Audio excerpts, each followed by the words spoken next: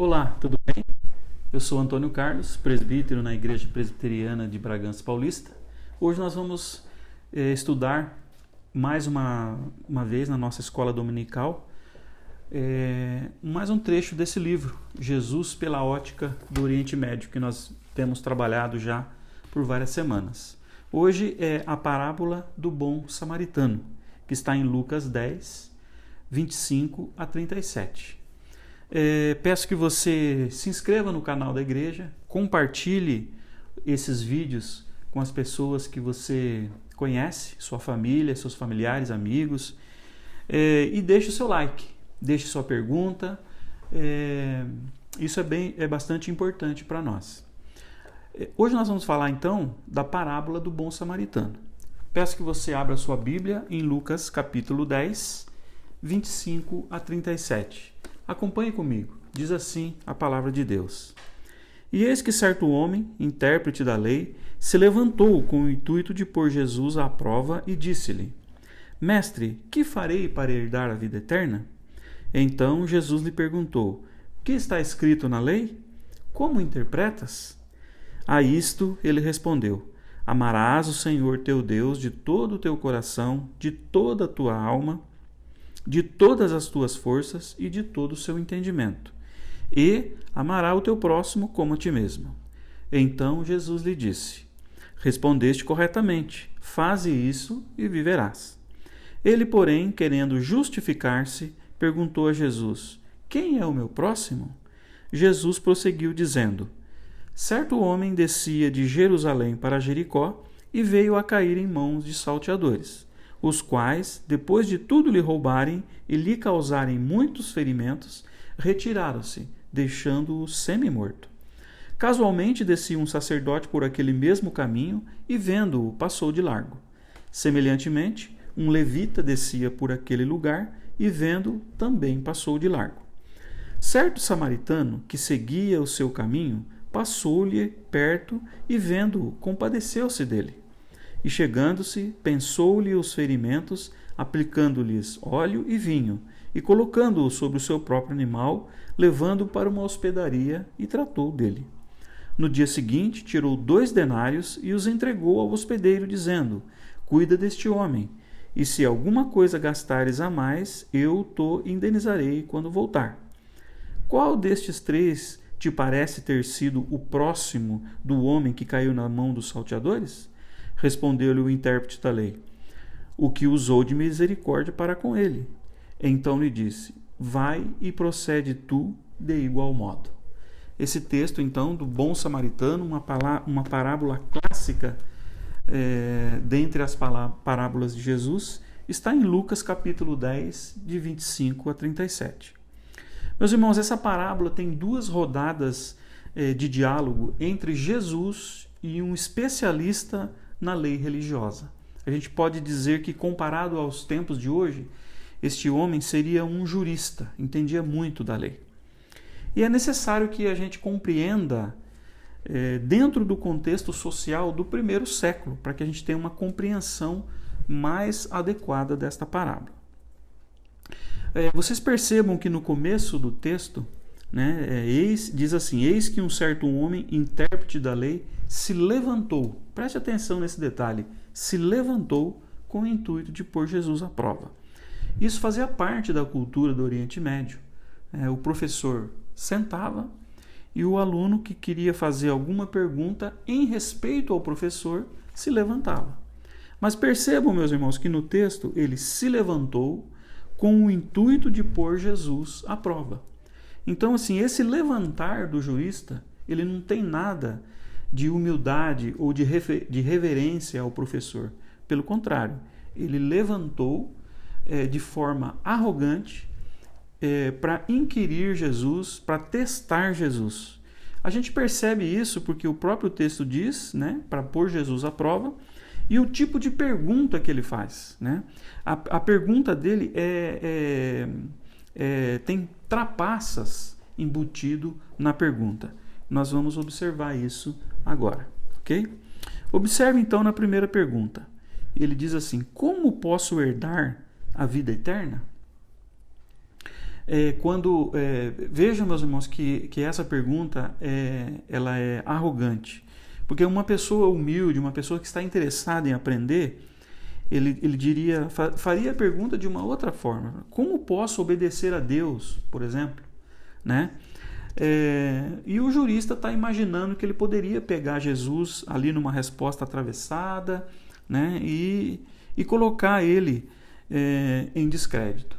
Mas Jesus, percebendo o intuito desse jurista, ele não dá uma resposta direta. Então ele percebeu e ele não dá uma resposta direta. E Jesus então devolve a pergunta para ele e o obriga a expor a sua própria opinião sobre a lei de Moisés. Com isso, assim, Jesus se livra, né, dessa. Ele foi bem astuto na resposta, né, e transferiu a resposta para o próprio jurista responder.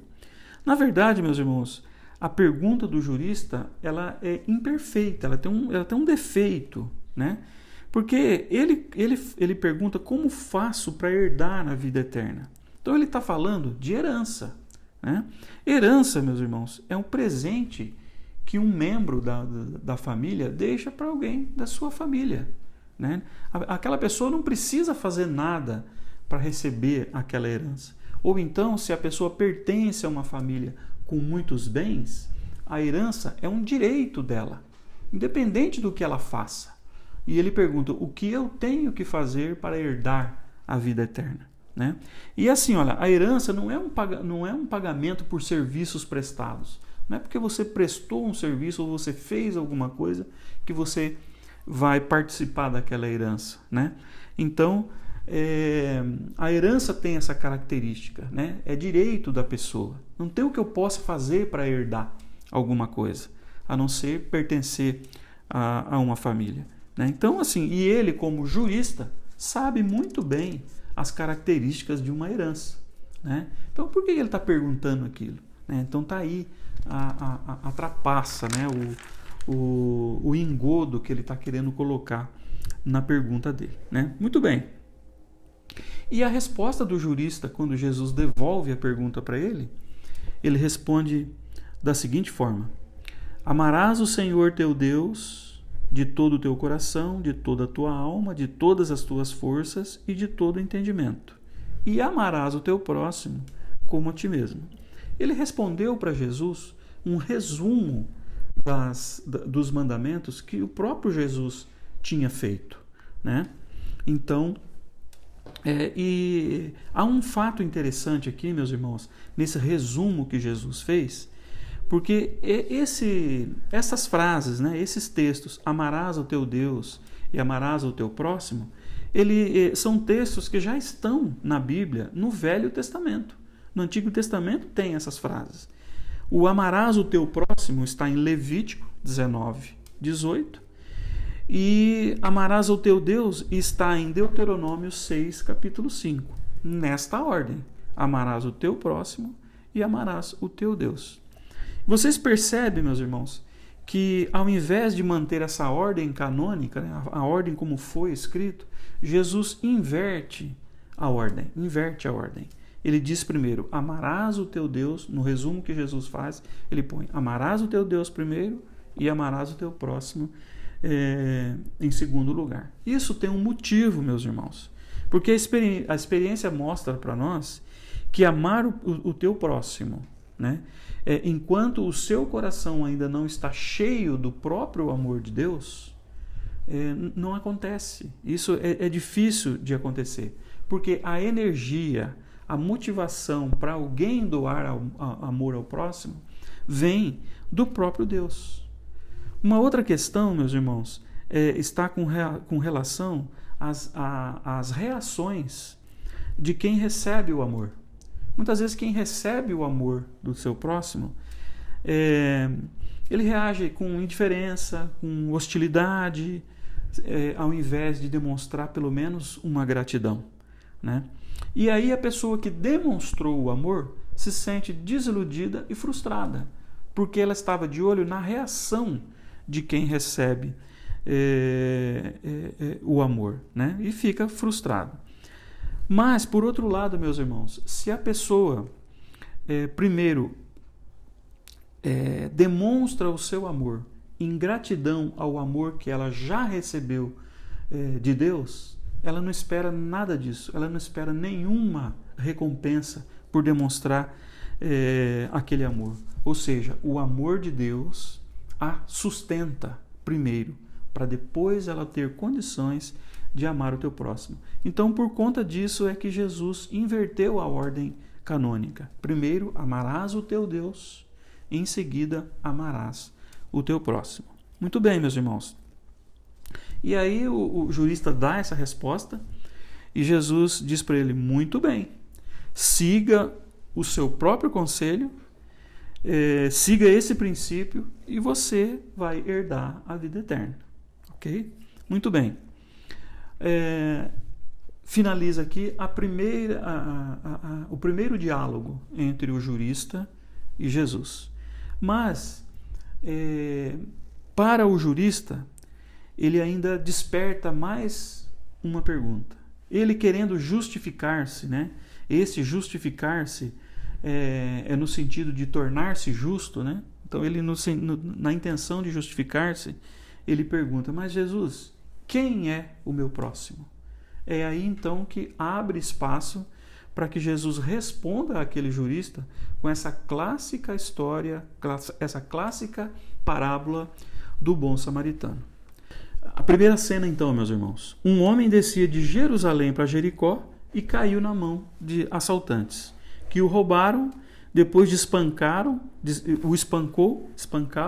foram embora e deixaram-o quase morto. Essa é a cena número 1. O resumo dessa cena. Assaltantes que roubam e que ferem. Meus irmãos, a gente sabe que no contexto do antigo, do Oriente Médio, os assaltantes batiam, espancavam as suas vítimas quando elas resistiam ao assalto. E esse pobre coitado cometeu esse erro. Ele tentou, muito provavelmente, ele tentou resistir ao assalto e levou uma baita de uma surra, a ponto de eles deixá-lo nu, inconsciente e quase morto, né? Essa história também, meus irmãos, nós presumimos naturalmente que esse homem que sofreu esse assalto era um judeu. Guarde bem esse detalhe é importante. Esse homem que foi assaltado, foi deixado quase morto, é um judeu. Muito bem, cena número 2. Por acaso, um sacerdote ia passando pelo mesmo caminho e, vendo-o, passou pelo outro lado. Essa é a cena número 2. Então, resumindo, o sacerdote viu aquela cena e não fez nada. Meus irmãos, o templo de Jerusalém era servido por 3 classes de pessoas. Os de primeira classe, os sacerdotes. As pessoas de segunda classe, os levitas. E a terceira classe eram leigos que ajudavam no templo. Pessoas que se prontificavam a ajudar no templo. O sacerdote que estava passando por ali, meus irmãos, fazia aquele caminho sempre. Era muito comum os sacerdotes morar em Jericó e servir em Jerusalém.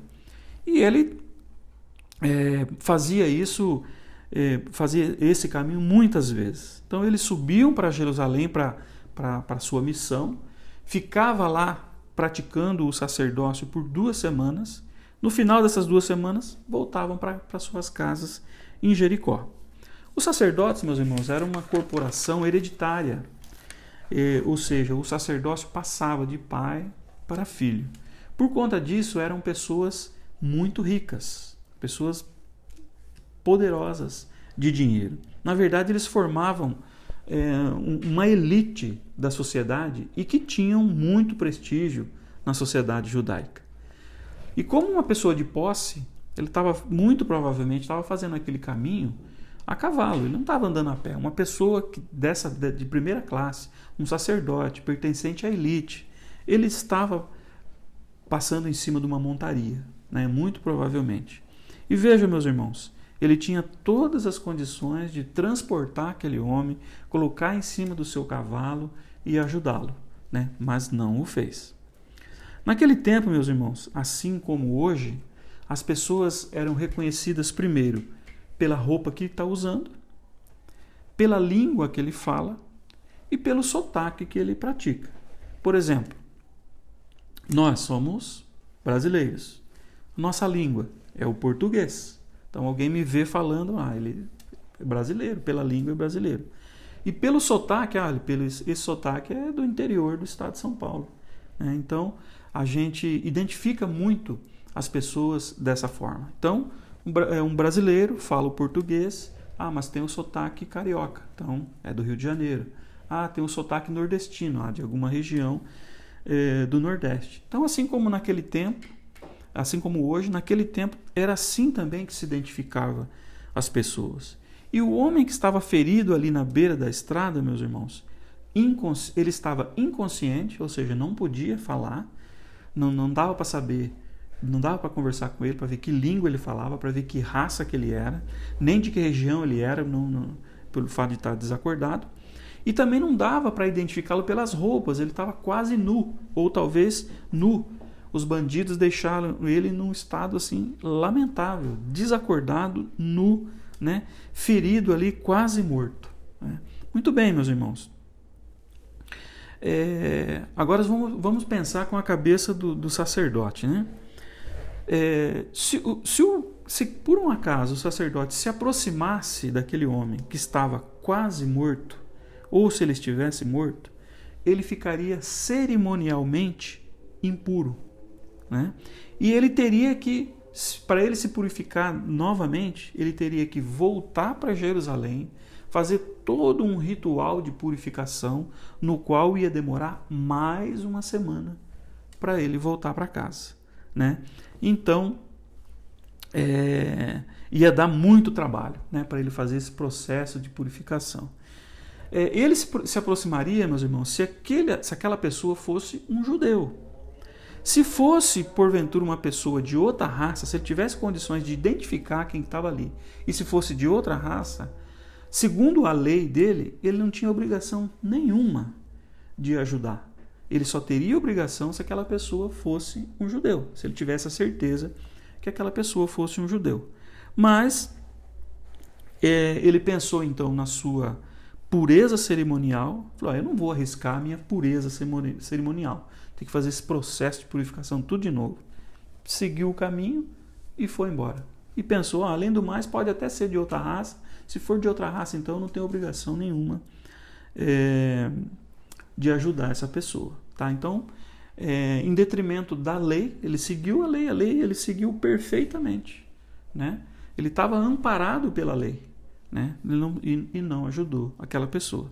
Realmente a decisão deles, meus irmãos, era uma decisão muito difícil. Porque vamos imaginar então que ele parasse e ajudasse aquela pessoa. E com isso se contaminasse.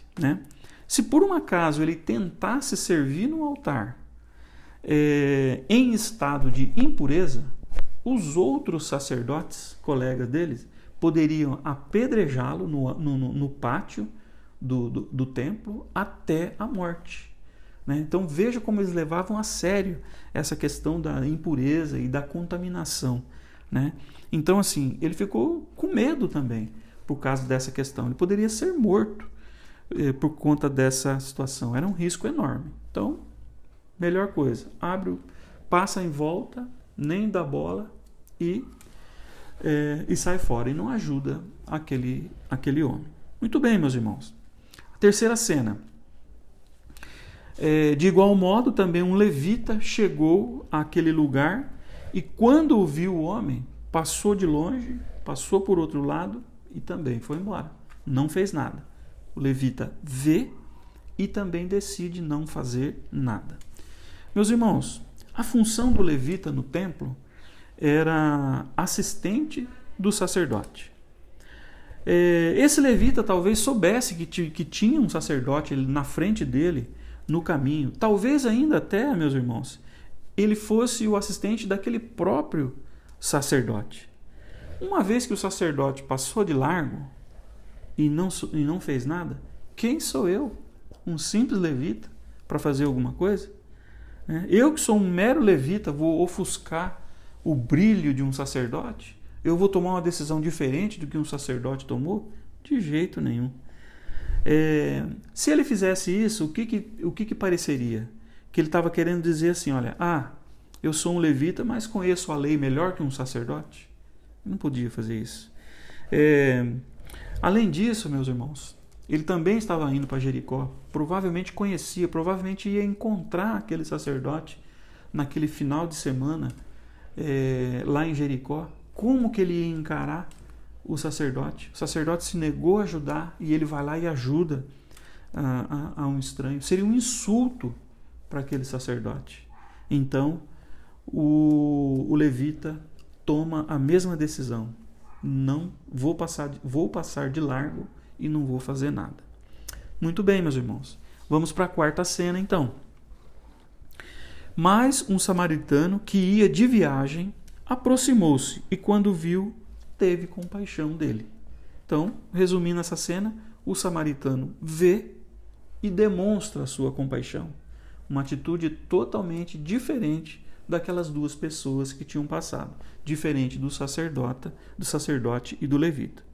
Essa cena número 4, meus irmãos, é uma bomba no rosto daqueles ouvintes que estavam ouvindo essa parábola. Porque Jesus coloca como o herói da história um samaritano e não um judeu. Meus irmãos, é um tapa na cara, porque os judeus e os samaritanos eram inimigos mortais. Havia um tremendo preconceito entre judeus e samaritanos. Os judeus se achavam uma raça superior ao samaritano. E Jesus está mostrando aqui para nós, então, que o herói da história é um samaritano que teve a compaixão de um judeu que estava ali ferido, enquanto que um sacerdote e um levita não deram nem bola para ele.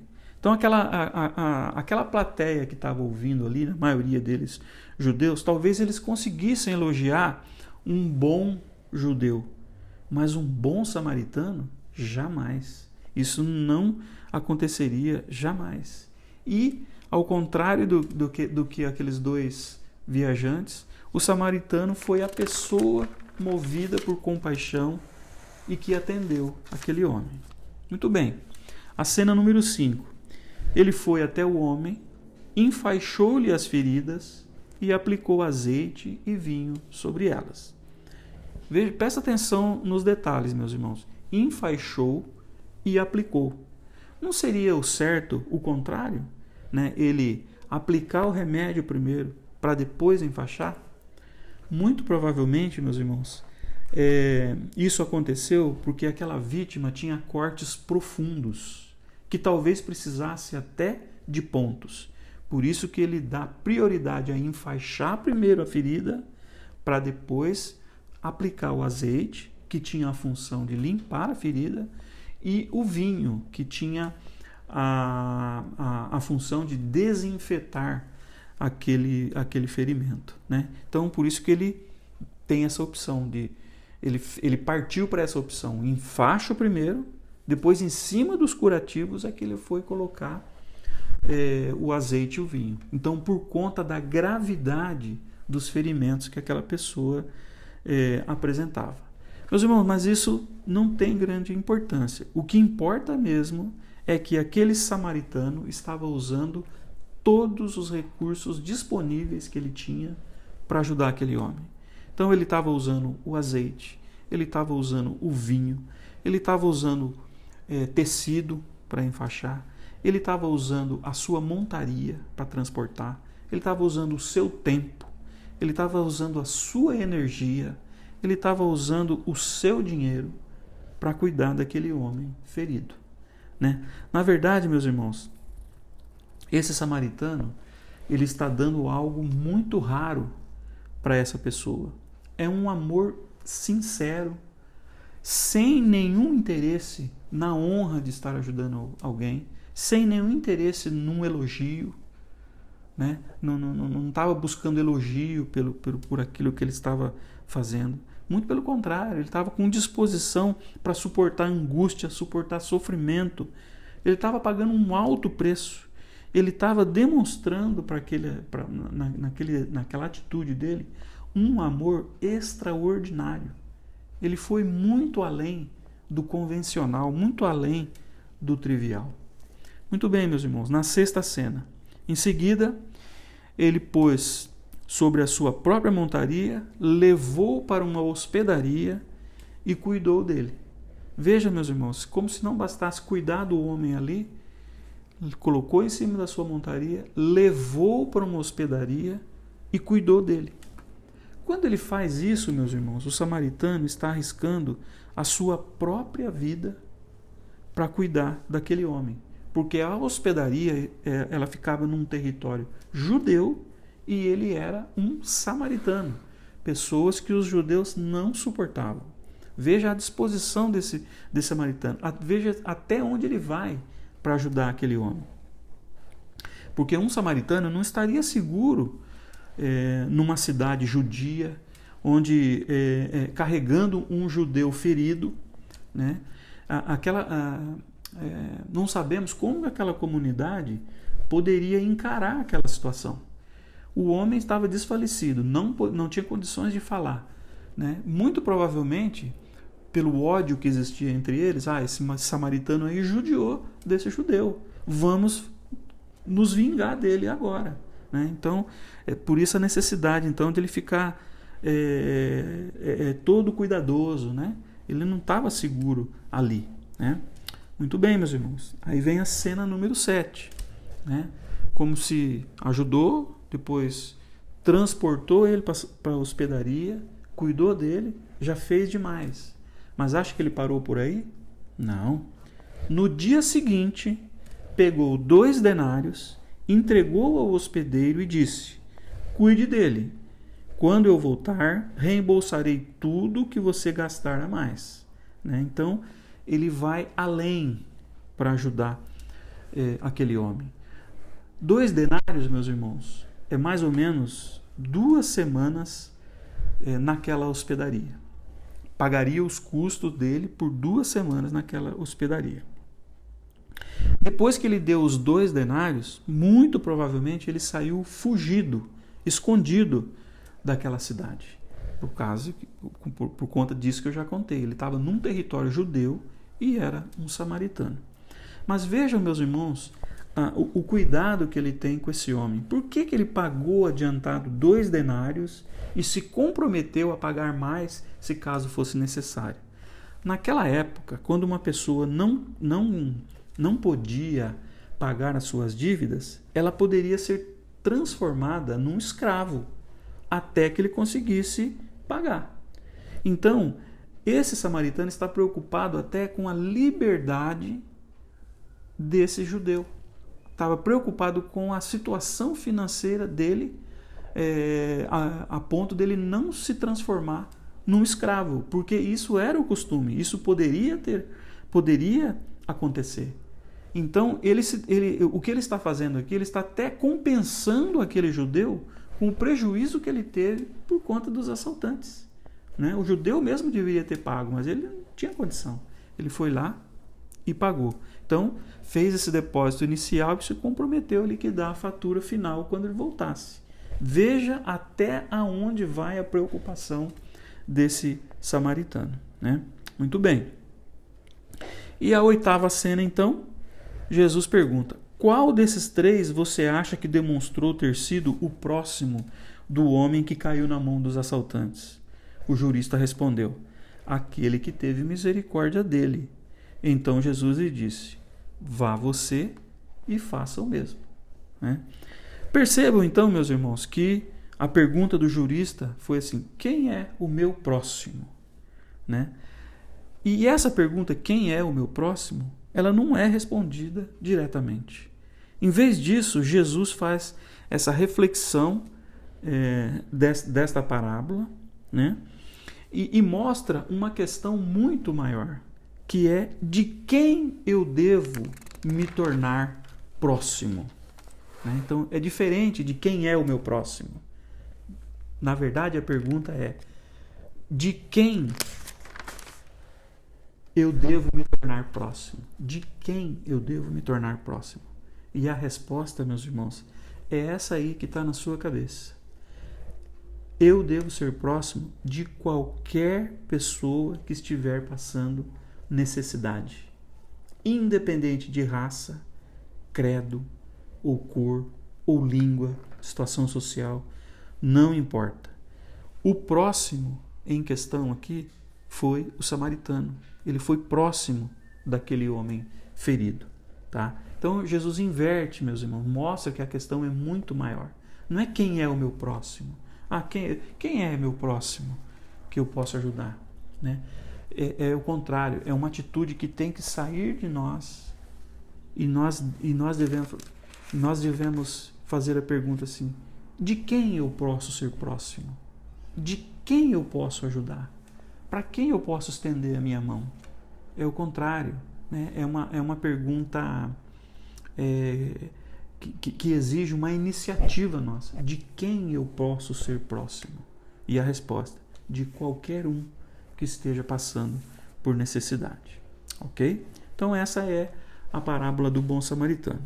E eu quero comentar com vocês agora, então, para finalizar esse vídeo, o resumo e as aplicações que a gente encontra nesse texto.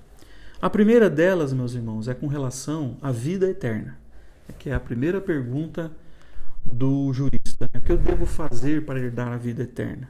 Meus irmãos, a vida eterna é um dom gratuito. O jurista recebeu ali, meus irmãos, um modelo de conduta que ele não consegue seguir. Nem ele consegue, nenhum de nós conseguimos ter esse modelo de conduta. E com isso, ele descobre, e nós descobrimos também, que a vida eterna é um dom gratuito, que Deus dá de graça. Não tem o que eu possa fazer para herdar a vida eterna. É Deus quem dá, é um dom gratuito, né? A segunda questão, né, e a segunda aplicação foi a que eu acabei de falar, é tornar-se um próximo. Eu não devo sair procurando quem é o meu próximo, quem eu tenho obrigação de ajudar.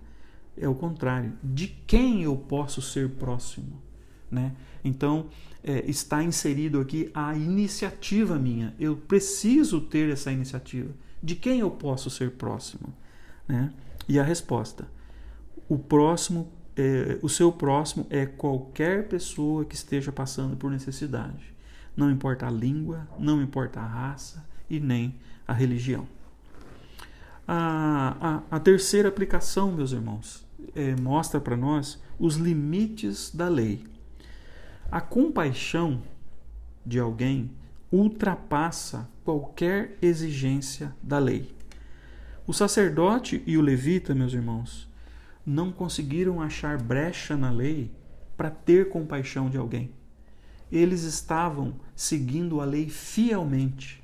Ou seja, nós não vamos achar nas leis uma lei que nos obrigue a ter compaixão de alguém. Isso é uma iniciativa de quem ama a Deus. Em retribuição ao amor que nós recebemos de Deus, nós vamos à procura do nosso próximo para demonstrar o nosso amor. Por constrangimento de ter recebido o amor de Deus em nossas vidas. A gente não vai achar, então, na lei, algo sobre compaixão. São coisas que nós temos que ir além. Nós temos que ir além, não vamos achar limites na lei para isso. Muito bem, meus irmãos, a quarta aplicação tem a ver com racismo. Mais uma vez, atitudes religiosas e raciais estão sendo aqui confrontadas por Jesus. Mais uma vez, Jesus combatendo o racismo. Nós já vimos isso nos estudos anteriores, né, do grande racismo que o judeu tem e tinha contra mulheres, contra o cobrador de imposto, contra a prostituta, agora contra o samaritano, né? E surpreendentemente, meus irmãos, o herói da história é aquele odiado samaritano. Ou seja, dentro do cristianismo não há espaço para o racismo. Mais uma vez aqui Jesus confrontando a questão do racismo.